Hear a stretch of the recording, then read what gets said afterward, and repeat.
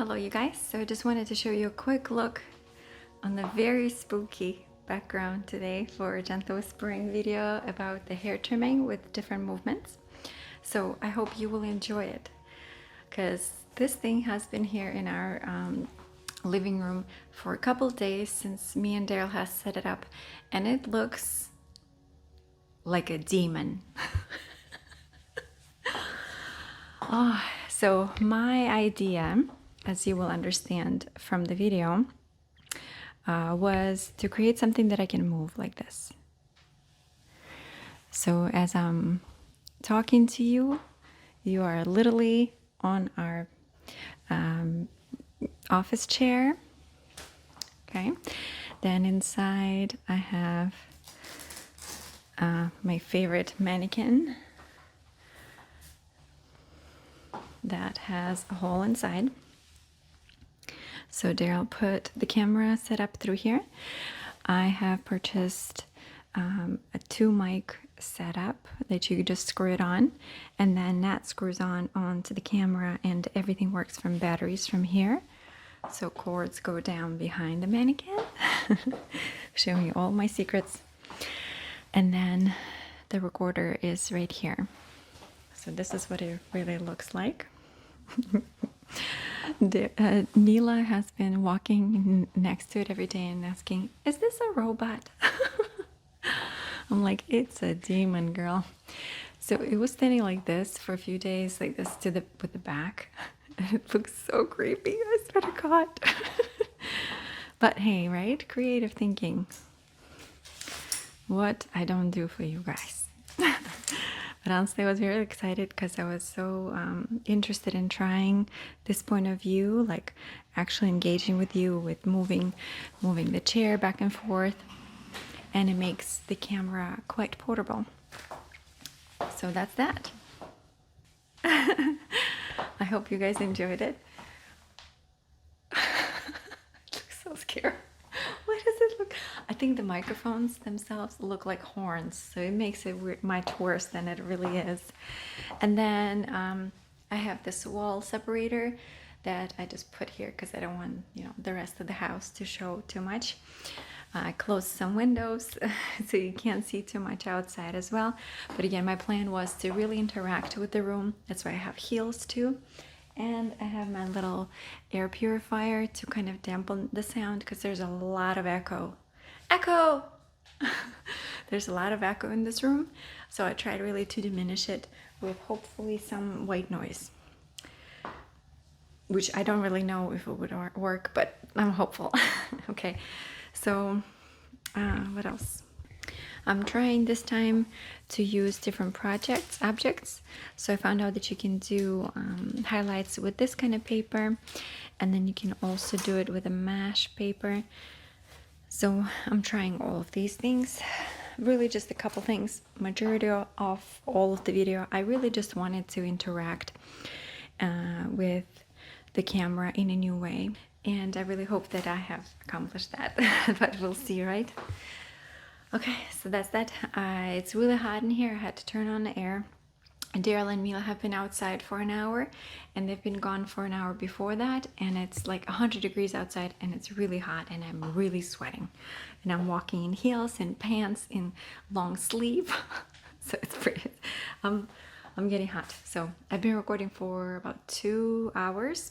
Did not have a script for this video. Really just wanted to try this out. That's really it.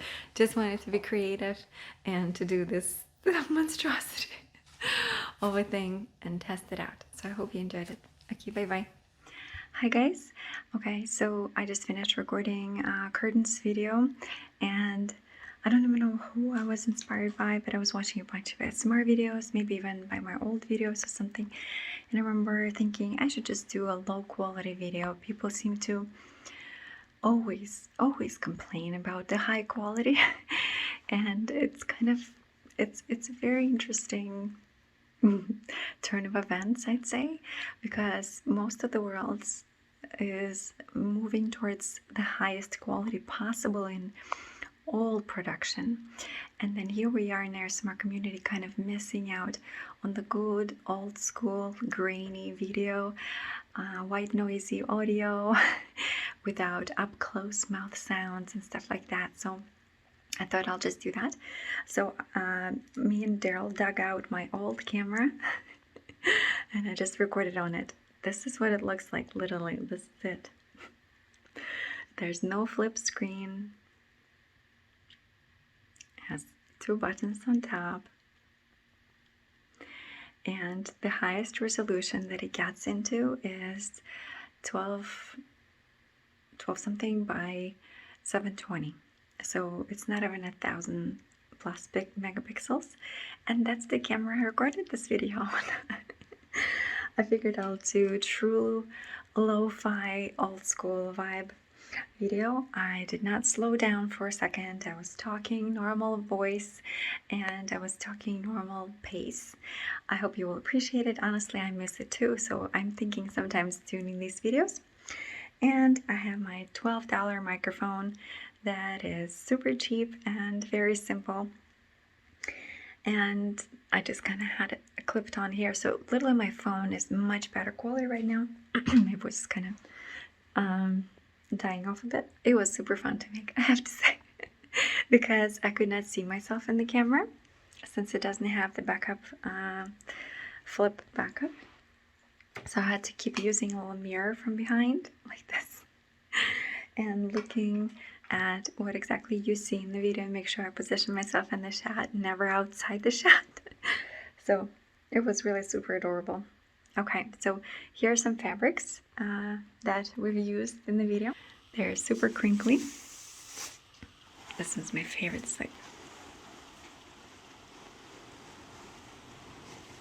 just gorgeous. Oh my goodness.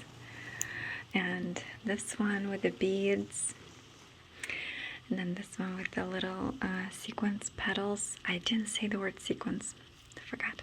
Anyway. And this one velvet with a little stretch of gold leaf. Then this pure linen and this fake velvet curtain. Okay.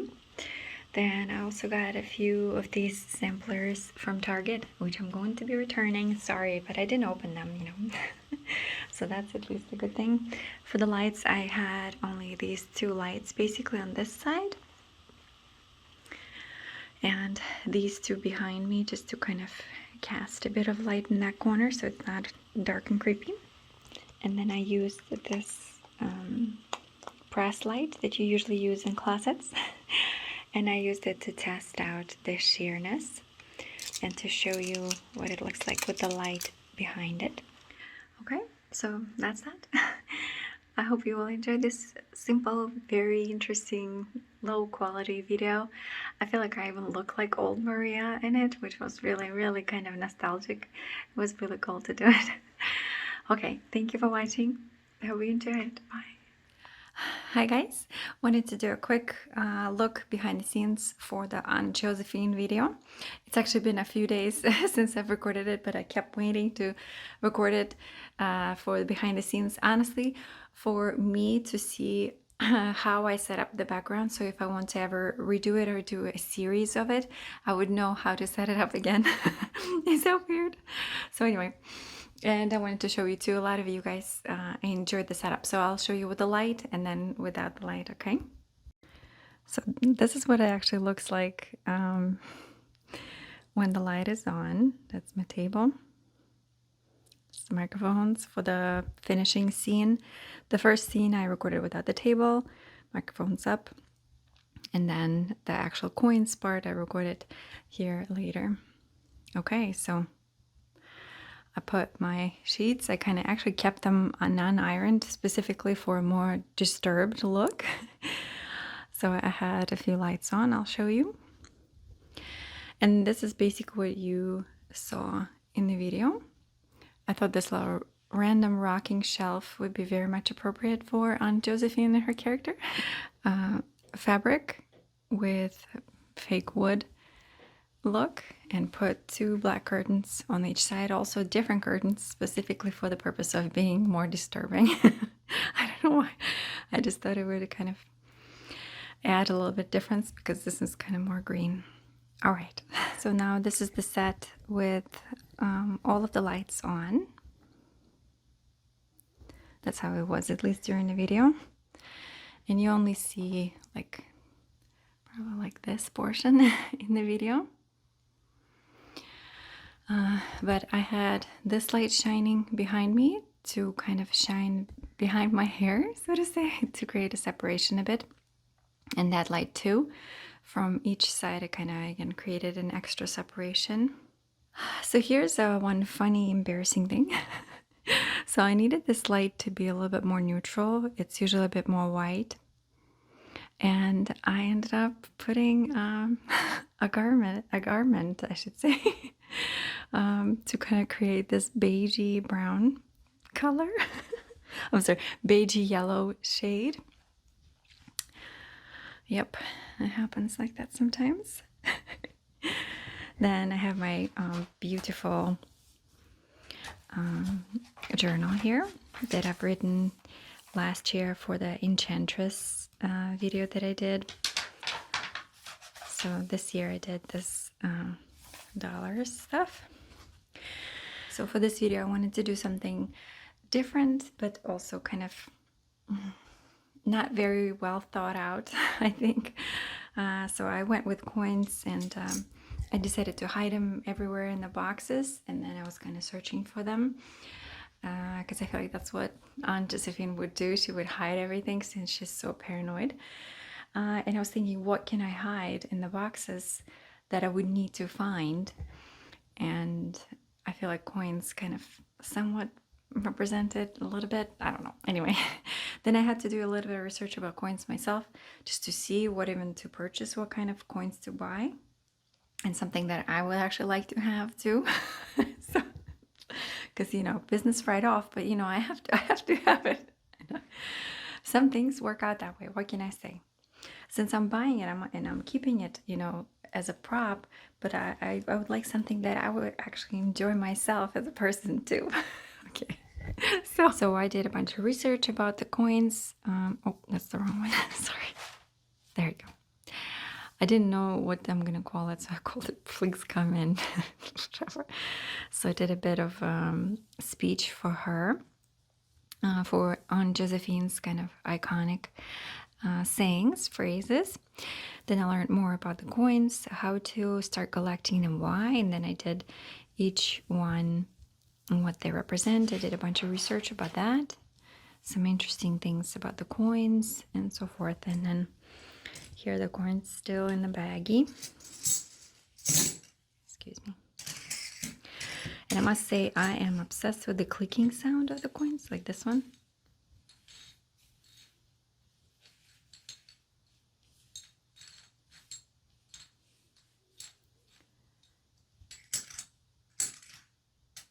Such a nice little click-clack noise, I feel like. Then I have my glasses that I got on Amazon, and I wrote with the pen. Okay, and that's that. Okay, so thank you so much for watching these behind the scenes. Honestly, it's sometimes nice for me to look at them too, even like a few years later, and remind myself some of the thoughts or of the process that I had and why I did a certain thing a certain way, and it's kind of fun to watch those. And I'm glad that you guys sometimes enjoy these too, for some of the look on them. And actually, when other ASMR artists do behind the scenes or they tell their secrets, like the thought behind a certain process, it's really inspiring. It's really cool to watch. Again, a few tips, like I watched the GB's ASMR setup video from a year ago or something, and I still will never forget how she showed that she has these plug-in batteries into the camera that you just plug into the plug instead of constantly charging your batteries for the camera, and then you run out of them and you just like, oh. And this one's like a power charger, so I'm still like, I'm like, it's a thing. Yes. So, I'm so grateful to her for that video too. And just seeing, what equipment people use, it's really interesting. And just like the thought behind the process too. So a few of you actually asked me, where did I get all these boxes? And I've had these boxes for a very long time. They're all purchased in Maryland, still maybe like 1 or 2 in California, so they're like close to 10 years old too, some of them. And I just kind of have been collecting them throughout the years for these style of videos. I've done a lot of those, you know, crystal shop video, if you remember, where I use these boxes. And when I was doing actual crystal videos, I also had a lot of these kind of cases and small things, which I actually keep my crystals in. It's a legit container where I actually keep my crystals in. So, which reminds me that I need to send a crystal for one of my viewers. I promised her one. Which one should I give her? I was thinking when I was looking at her, she did remind me a lot about amethyst. So I have a few of amethysts I could send her.